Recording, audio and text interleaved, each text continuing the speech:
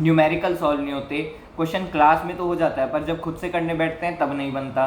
Physics और physical chemistry में बहुत ज़्यादा टाइम देना पड़ जाता है, इसलिए बाकी सब्जेक्ट्स को टाइम नहीं दे पाते। अगर तुम्हारी भी यही दिक्कत है ना तो ये वीडियो तुम्हारे लिए है। So hey guys, this is Vaibhav, current year second year medicine student at UMC Safdarjung hospital Delhi. सबसे पहले तो यार दिल से सॉरी यार, मैं जानता हूँ काफ़ी टाइम से मैं वीडियोस नहीं निकाल पा रहा था और इसका कारण था कि यार एग्ज़ाम्स चल रहे थे। अभी भी एक थोड़ा ब्रेक मिला है, उसके बाद फिर से एग्ज़ाम्स हैं, तो उसी में ही मैं घर आया हूँ और ये वीडियो तुम्हारे लिए शूट कर पा रहा हूँ। सो अब तक तुम समझ गए होंगे फिजिक्स और फिजिकल केमिस्ट्री से कैसे डील करना है, उस पर ये वीडियो होने वाली है। दोनों की स्ट्रैटेजी ऑलमोस्ट सेम ही रहेगी।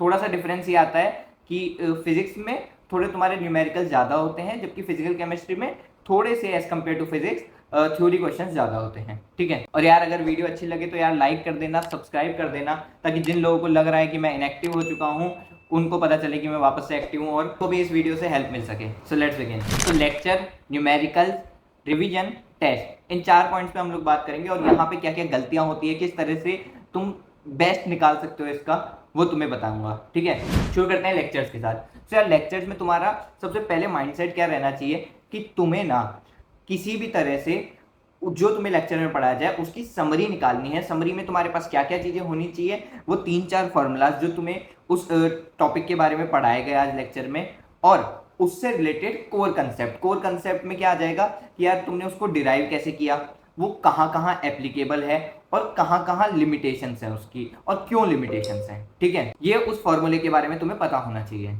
अब क्या कर सकते हो कि या तो इसको निकाल के तुम किसी रफ कॉपी में लिख लो या अपने शॉर्ट नोट्स में लिख लो, क्योंकि अब यही चीजें होंगी जो तुम्हारे क्वेश्चन सॉल्विंग में तुम्हारे को काम आएंगी। ठीक है, फुल नोट्स बनाने हैं, जो लेक्चर के नोट्स तुम्हें मिल जाते हैं उसको यूज करना है, तो यार मैं सजेस्ट करूंगा टाइम है तो यार पूरी फुल नोट्स बना लो। कभी कभार हो सकता है कि तुम्हें उस फॉर्मूला के डेरिवेशन में या कुछ और थ्योरी वाली प्रॉब्लम आ रही हो, तो तुम जाके अपने उस फुल नोट्स को एज अ रेफरेंस यूज करके उसमें से पता कर सकते हो कि हाँ हाँ ये चीज़ मुझे समझ नहीं आ रही थी, अब समझ आ गई, अब मैं आगे कर सकता हूँ।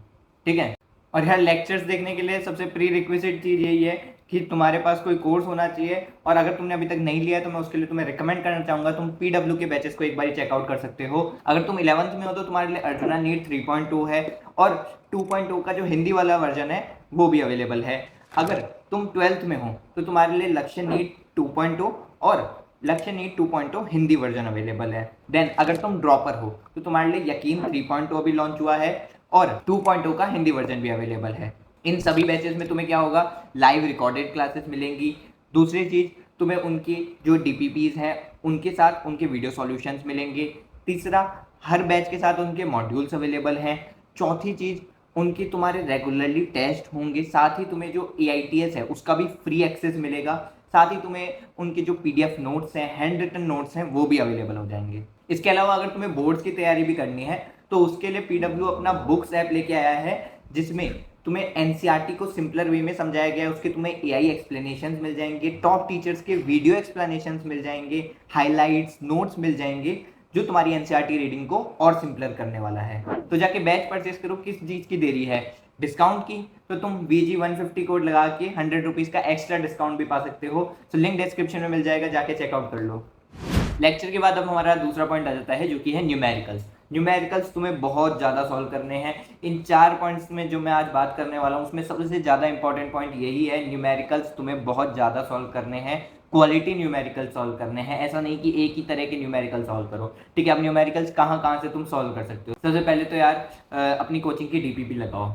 ठीक है, उससे भी पहले क्या कर सकते हो, उससे भी पहले जो तुम्हारे लेक्चर में क्वेश्चंस कराएगा, जो तुम लेक्चर के दौरान भी करते हो, उनको एक बार ही वापस से गो थ्रू कर लो। ठीक है, फिर तुमने DPP लगाई, DPP के बाद तुम मॉड्यूल्स लगा सकते हो, और इसके बाद भी तुम्हारे पास अगर टाइम बचता है कोई तुम रेफरेंस बुक यूज़ कर सकते हो, खासकर फिजिक्स के लिए तुम कर सकते हो। बाकी तुम्हारे टेस्ट तो हैं ही, जिसमें तुम्हारे जो क्वेश्चन प्रैक्टिस है वो और हो जाएगी।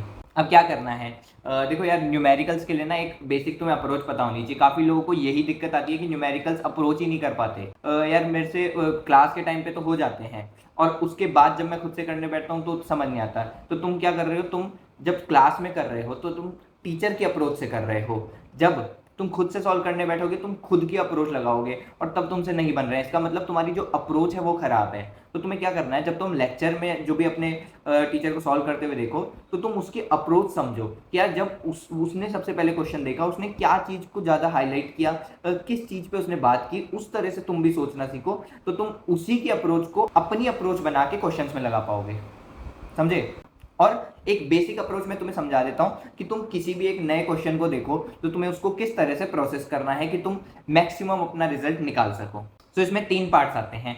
सबसे पहला है तुम्हारा रीडिंग, तुम्हें क्वेश्चन को अच्छे से रीड करना है, अपने 10-20 सेकंड उस क्वेश्चन को अच्छे से रीड करने में देने हैं, ठीक है। सेकंड आता है कॉम्प्रिहेंशन, उसमें क्या करना है, तुम्हें उस क्वेश्चन से जो इंपॉर्टेंट डेटा है उसको तुम्हें निकालना है, उसको तुम लिख दो, ठीक है। उसके बाद समझो कि यार ये किस चीज़ के बारे में बात कर रहा है। अब जैसे अब तुम्हें पता चला कि यार ये फिजिक्स का क्वेश्चन है, तुम फिजिक्स का सेक्शन सॉल्व कर रहे हो, तो अब तुमने देखा कि यार ये किस चैप्टर से निकला हुआ है। फिर चैप्टर के बाद तुम आए कि यार ये उसमें किस टॉपिक से लिया हुआ लगता है मुझे। फिर तुम आओगे कि उसमें कौन से सब टॉपिक से लग रहा है।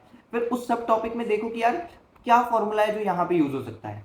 देन फिर तुम्हारा आएगा थर्ड स्टेप। थर्ड स्टेप तुम्हारा होगा कि तुम्हें उस पर अपनी वैल्यूज पुट करनी है जो तुमने अभी तक निकाली थी और अपना कैलकुलेशन करके तुम्हें रिजल्ट निकालना है, ठीक है।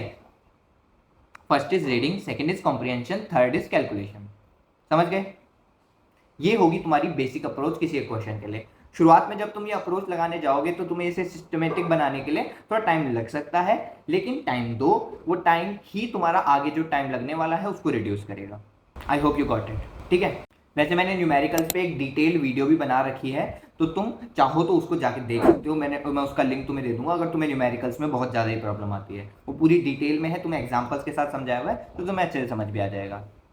इसके बाद आ जाएगा रिवीजन। अब रिवीजन कैसे करना है, इसमें यार बहुत लोगों को दिक्कत आती है कि यार समझ नहीं आता किस पॉइंट से शुरू करके किस पॉइंट पे खत्म करें, कि मतलब रिवीजन किससे करना है, फुल नोट से करना है, शॉर्ट नोट से करना है, कहाँ से करें, लेक्चर वापस देखें। बहुत लोगों को इसमें दिक्कत होती है। तो यार तुम्हें सबसे पहले मैं क्लियर कर दूं, अगर तुम फ्रेशर हो तो तुम्हें जो लॉन्ग नोट्स हैं उनसे रिवीजन करने की जरूरत पड़ सकती है, वो भी अपने बोर्ड्स के टाइम पे। अगर तुम ड्रॉपर हो या तुम अभी नीट के लिए रिवाइज कर रहे हो तो तुम्हें शॉर्ट नोट्स की ही जरूरत है, बाकी तुम्हें और किसी की चीज़ की जरूरत नहीं है रिवीजन के लिए, ठीक है। एक और चीज़ की जरूरत पड़ सकती है, वो मैं थोड़ा बाद में बताऊंगा तुम्हें। अब शॉर्ट नोट्स कैसे बनाने। तो यार सबसे पहले तो जो मैंने तुम्हें पहले बताया था कि तुम्हें क्या क्या चीज़ें एक टॉपिक के बारे में इंक्लूड करनी है।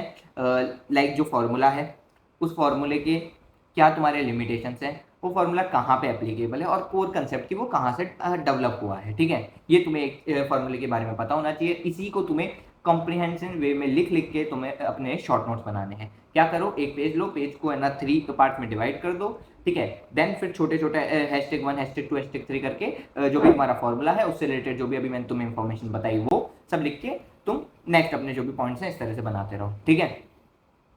तो ये तुम्हारे हो जाएंगे शॉर्ट नोट्स तैयार। अब इन शॉर्ट नोट्स को तुम्हें बार बार रिवाइज करना है। तुम्हें ज़्यादा टाइम नहीं लगेगा, शुरुआत में 20-25 मिनट लग सकते हैं और बाद में तो तुम्हें और भी कम टाइम लगेगा। तुम 10-15 मिनट में भी आराम से एक चैप्टर के शॉर्ट नोट्स को रिवाइज कर पाओगे। तुमने ये अपने शॉर्ट नोट्स रिवाइज कर लिए। इसके बाद अब तुम्हें क्या करना है, अब तुम्हें जो तुम्हारे क्वेश्चन पहली बार में कभी गलत हुए थे या तुमने लगा कि है ना यार ये क्वेश्चन मुझे दिक्कत देते हैं, ये काफ़ी ट्रिक करते हैं मुझे, अगर मैंने 4 बार सॉल्व किया 3 बार मुझसे गलत हुआ है उसके बाद सही हुआ, तो इस तरह के क्वेश्चंस को तुम मार्क करके रख लो या कहीं पे सेव करके रख लो।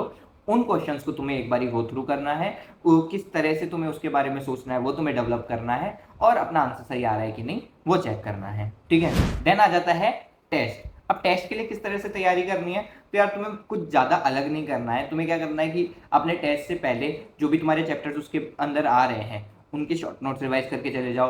कुछ जो क्वेश्चंस तुमने उन चैप्टर से गलत किए थे जो तुमने सेव करके रखे थे उनको तुम एक बार ही सॉल्व कर लो। उसके बाद तुम टेस्ट में जाके बैठ सकते हो। इसके लिए तुम्हें बहुत ज़्यादा मेहनत करने की ज़रूरत नहीं है। जो मॉड्यूल्स हैं DPPs हैं उनको वापस लगाने की ज़रूरत नहीं है, क्योंकि तुम लास्ट में भी सारे चैप्टर्स की जो मॉड्यूल्स DPP हैं वो वापस नहीं लगा पाओगे अपने एग्जाम से पहले।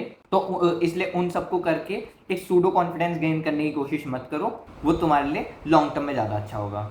इसके अलावा टेस्ट में तुम्हें काफ़ी सारे इस तरह के क्वेश्चंस मिलेंगे जो यार तुमने कभी नहीं देखे थे। उसमें कुछ अलग तरह से कंसेप्ट को मोल्ड किया गया है, किसी और तरह से सोचना पड़ेगा तुम्हें। तो इस तरह के क्वेश्चंस को अपने उन जो सेट ऑफ क्वेश्चंस हैं उनमें ऐड कर दो, अगली बार तुम्हें उनको भी साथ में सॉल्व करना है, ठीक है। सो अब तुम्हारे कुछ फ्रिक्वेंटली आस्क्ड क्वेश्चंस रहते हैं कि यार क्या NCERT पढ़नी है, क्या एग्जाम्पल्स इसके सॉल्व करने हैं, क्या एग्जाम्पलर वगैरह सॉल्व करने हैं। तो यार एनसीईआरटी पूरी पढ़ने की जरूरत नहीं है। फिजिकल केमिस्ट्री में एक बारी तुम चैप्टर जब तुम्हें पढ़ाया जा रहा है साथ के साथ पढ़ लो, तुम्हें थोड़ी इंटरेस्टिंग फील होगी, थोड़ा समझ भी आ जाएगा, ठीक है। फिजिक्स में काफ़ी बोरिंग लगती है तो तुम्हें नहीं पढ़नी है। तुम्हें क्या करना है, उसके जो समरी पॉइंट्स हैं, पॉइंट्स टू पॉइंटर है, उनको सब चैप्टर्स के लिए पढ़ लेना है। एग्जाम्पल्स जो हैं वो सब में सॉल्व करने हैं, चाहे वो फिजिक्स हो चाहे फिजिकल केमिस्ट्री हो। एग्जाम्पल से कई बार डायरेक्ट उठा के क्वेश्चन भी पूछे जाते हैं। एग्जाम्पलर भी तुम जब अपने न्यूमेरिकल सॉल्व करो उनके साथ सॉल्व कर सकते हो, ठीक है। बाकी कुछ चैप्टर्स में हो सकता है तुम्हें थ्योरी बीच में पढ़ने की जरूरत पड़े, तो वो मैं तुम्हें लास्ट में बता दूंगा कि फिजिक्स में ये चैप्टर है जिसमें तुम्हें थ्योरी पढ़नी है और उसमें भी क्या क्या टॉपिक तुम्हें पढ़ना है, तो उसकी तुम चिंता अभी मत करो। सो यही थी बेसिक अप्रोच कि तुम्हें फिजिक्स और फिजिकल केमिस्ट्री को किस तरह से अप्रोच करना है। जो तुम्हारे डाउट्स होते हैं आई होप इसमें सॉल्व हो गए होंगे। तुम्हारे अभी भी कोई डाउट रहते हैं कमेंट्स में पूछ सकते हो यार, जवाब देने की पूरी कोशिश करूंगा। मिलेंगे नेक्स्ट वीडियो में, तब तक के लिए थैंक्स फॉर वॉचिंग।